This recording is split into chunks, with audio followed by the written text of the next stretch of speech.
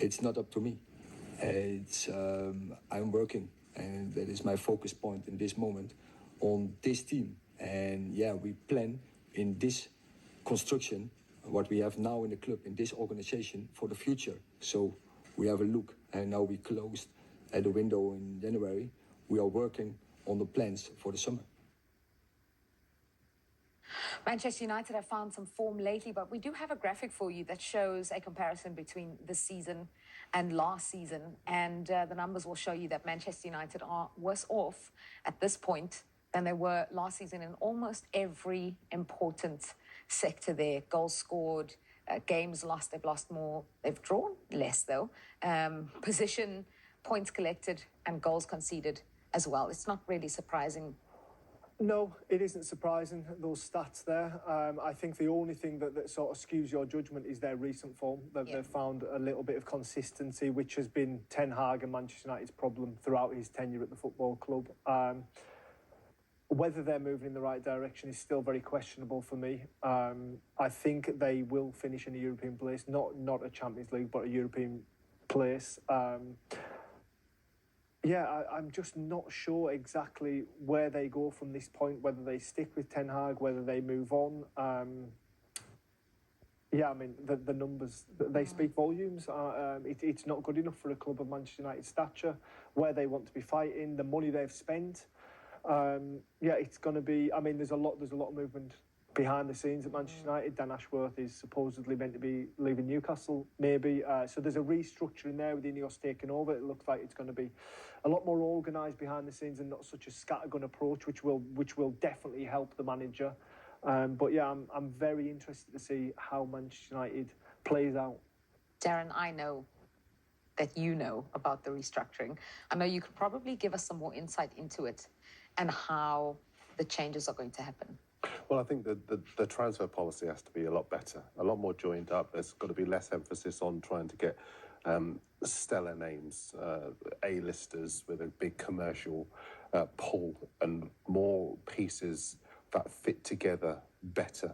If you look at the Liverpool and the City sides, they're well constructed, and they're a side of moving parts, but temperaments that interlock and leaders as well in that team as well for when the going gets tough. I don't see that in the Manchester United side. For example, if you look at Bruno Fernandes, most of his yellow cards come either on half-time or just after half-time when he's moaning at the referee because he's not getting what United want.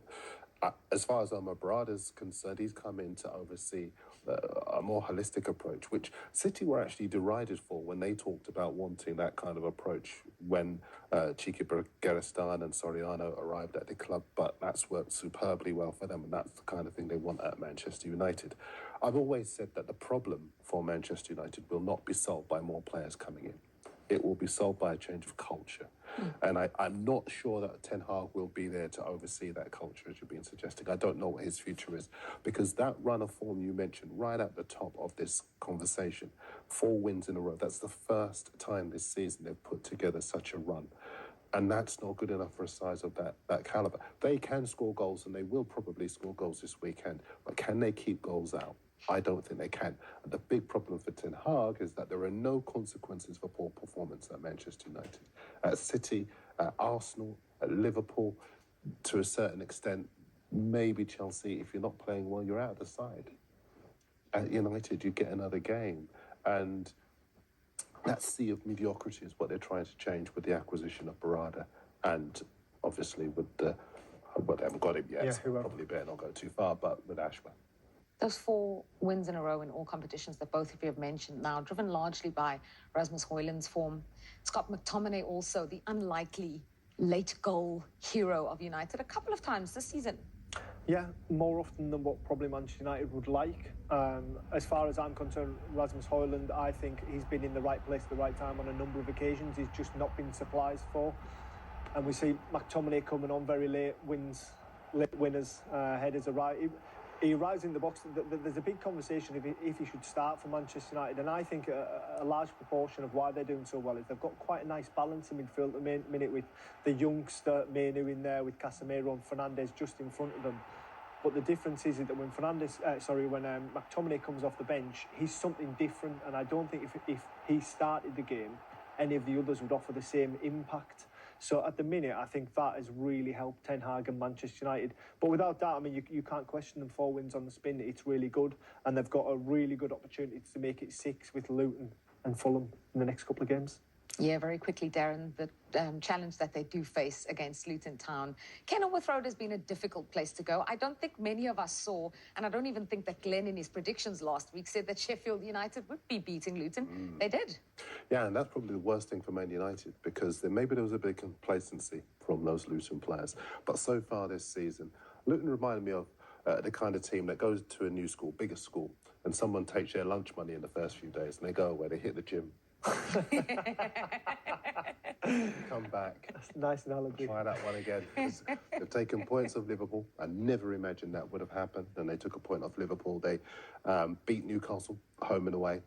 Arsenal needed a late winner to see them off. City had to dig deep to see them off as well.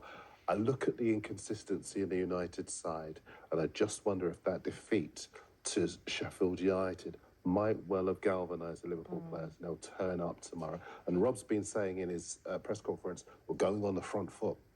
Let's see what happens.